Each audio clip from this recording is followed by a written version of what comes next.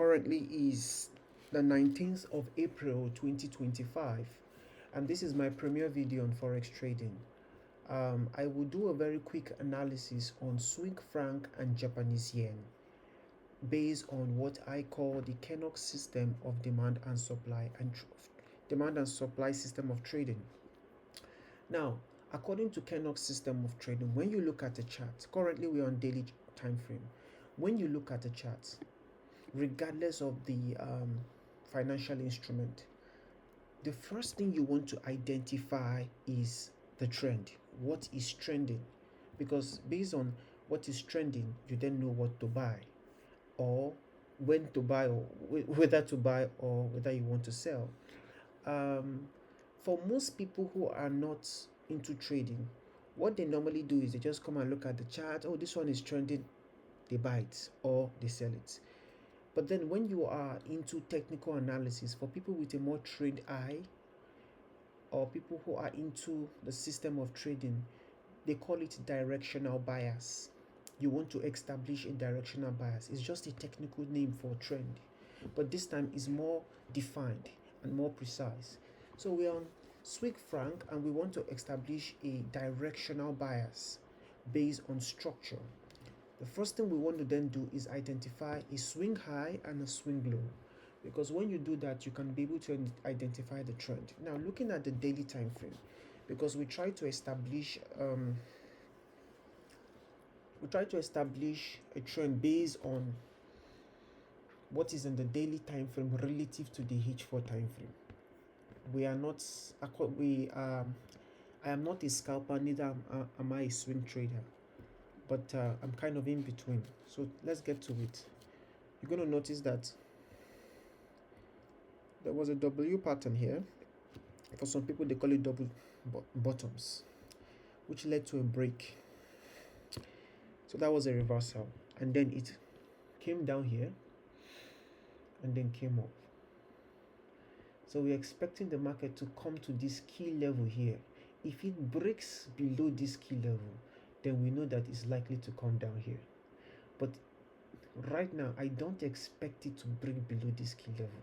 At least it's going to do something like this and then come to this point based on the daily time frame. This is the analysis. Now, if we want to go into more detail to get evidence, we then notice that there is what we call a build-up. A build-up is just a technical term for accumulation or liquidity grabbing. So liquidity is what moves the market. Retail traders don't move the market. It's the big players like the hedge funds and the banks. If the bankers want to come into the market, they need somebody at the other side. If they want to buy, they need someone who is selling. If they want to sell, they need someone who is buying. And they don't come at once. They come in like triplets. They can buy here, they sell there, and they create what I call market manipulation. They manipulate the market so that they can enter at a specific price.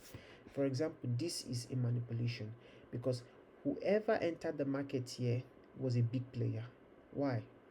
They were the one who caused this big move. And then people followed from here to this point, which made them money. And then some guys figured out, okay, the bankers have collected their money. They've closed some of their position, which explain why. I mean, for a bank to close its position after it bought, it means it needs to sell its position to someone who is willing to buy. And then that leads to this point you're seeing here.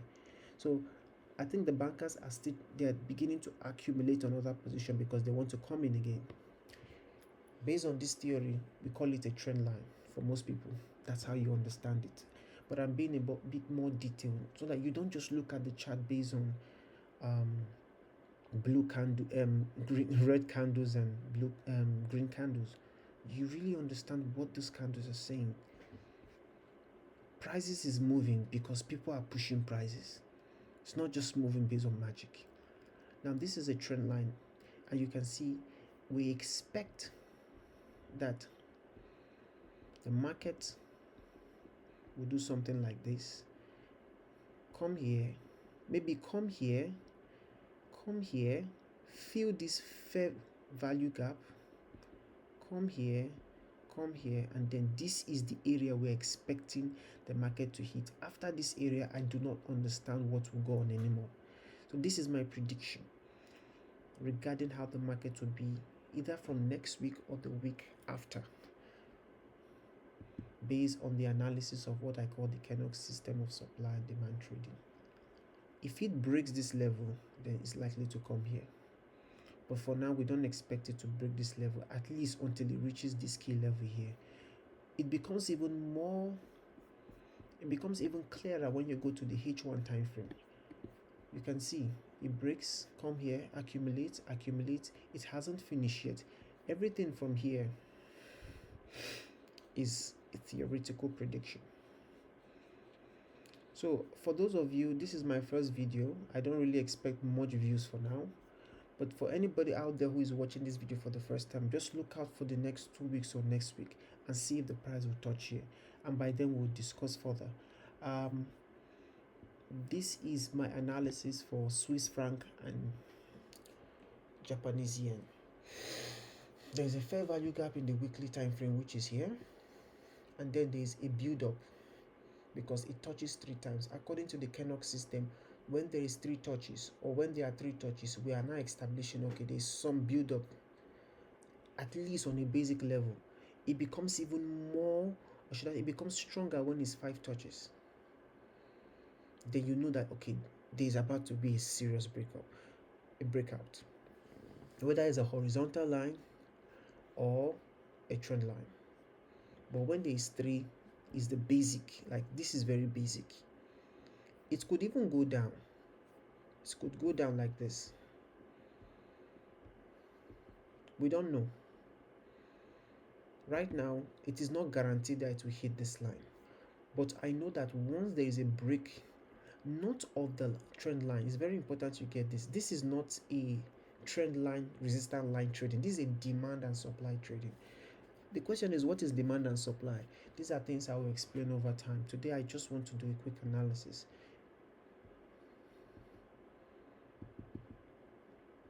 This is a demand. This is a supply area. This thing here is a supply area. I'm going to give you another example of a supply.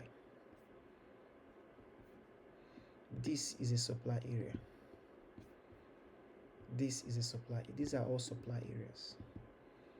Basically speaking, a resistance and support is just nothing. Is another word for demand and supply.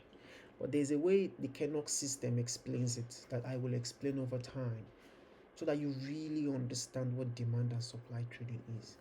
But to give more gas to what I'm saying, let us come to this. According to the Kenok system of trading, this is supposed to be daily.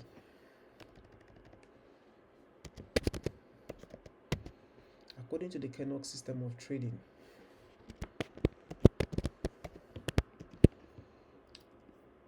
you first of all establish the key levels. The market goes to a key level, takes out liquidity, breaks structure, which leads to a trend pattern, and then retraces back to a fair value gap, take out liquidity, and then goes towards your predicted direction, or gets to the liquidity, and then you then go to a lower time frame, which could be H1 most of the time. If you still want to refine H1, H4 further, you go down to M15, M15, M30, the minutes time frame.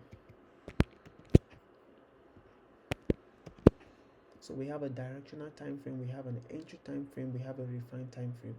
And then what is a key level? Swing high, swing low, order blocks, mitigation block, rejection block, and resistance and support. 1, 2, 4 are what we call demand and supplies. I will explain that over time. But just take note that this is my analysis for this week, based on the alignment between the H4 and the daily. So we're going to see something like this.